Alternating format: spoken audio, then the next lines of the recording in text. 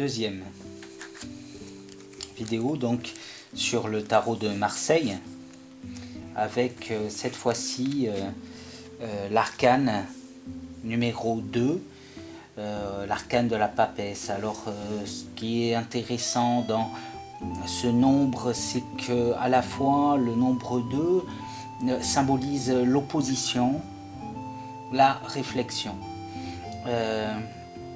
La papesse qui est donc représentée ici est assise sur un trône que l'on ne voit que très peu.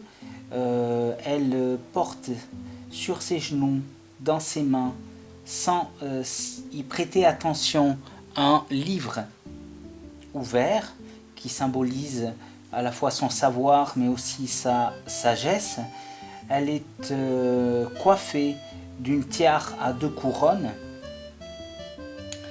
Elle est enveloppée dans le tarot de Grimaud d'un long manteau bleu marine qui recouvre un intérieur rouge.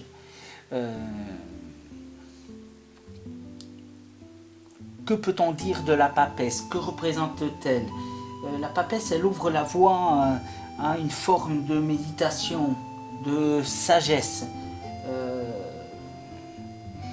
Quand on tombe sur l'arcane de la papesse,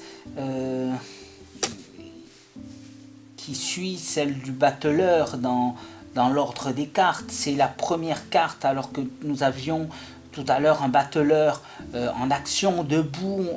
On a maintenant une papesse qui est assise avec un livre dans les mains. Elle représente cette forme de sagesse qui vient après l'expérience et